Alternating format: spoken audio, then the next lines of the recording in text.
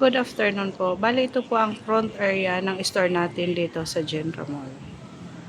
Dito po sa side na to, dito makikita yung iba-iba nating display ng other products natin, which is yung naging mabenta lang dyan is yung inflatable neck pillow ng Fave.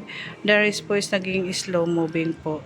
Yung polo shirt po natin is average lang po ang naging sales noong February. Updated naman po yung TV ads natin. Dito naman sa kabilang side, fast moving naman po yung ating pillow 11x18 na tag 99. Nakatulong din po ito para madagdagan yung aming binta. Yung sa sublimation naman po, average po ang naging sales. Bali, may mga natatanggap akong inquiry for this March po. Dito naman po sa premium dry fit natin, average din po ang sales niya po.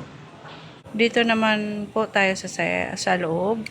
Bali dito makikita yung ating power table. Naka-display natin planner. May mga nakukuha naman tayong benta pero hindi ganoon ka-bulky. Yung sa ating bomber jacket naman po, may nabibinta naman tayo pa isa-isa. And then ngayon may inquiry po ako, sana ma-convert into sales ko na po agad. Yung dito naman po sa sublimation, para sang sinabi ko po kanina, average po ang naging sales natin. Dito naman sa bestseller po, average din po ang naging benta lang natin nung sa CBC. Sa drawstring slow moving, brush cup last month is average din lang po. Same din sa polo, ang raglan natin is slow moving. Ito naman yung bago nating execution ng Saparo dito sa may Hot Deals. Yung dito naman po is for change po, may bagong update po, which is naka-schedule namin na i-change by tomorrow hanggang Friday. Dito naman po sa gift ideas po, ang naging average ang sales po is yung knit cap, 14x14 pillow, and din yung 11x18 pillow po. Yung sa tumbler, mug, at saka sa canvas bag, naging slow moving po tayo last month.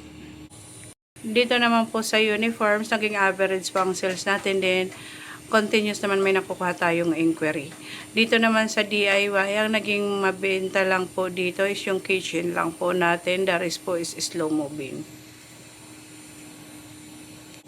Dito naman po sa pull-up jacket, likod ng bomber jacket, nakabenta tayo ng 200 plus. Then may coming order ako na 300 peraso. Ito naman po dito yung ceiling area natin.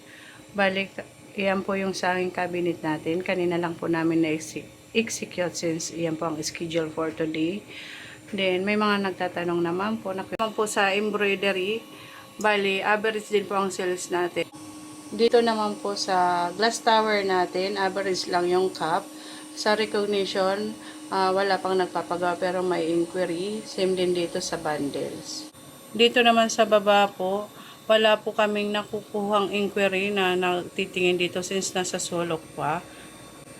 Maganda siguro dito, mas mailipat natin para mas makita ni customer or mga prospect customer natin yung iba-iba pa nating product.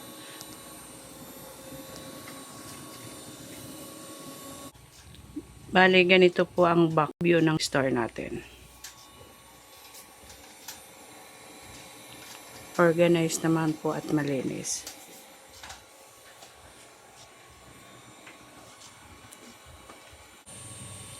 Yun lang po. Thank you.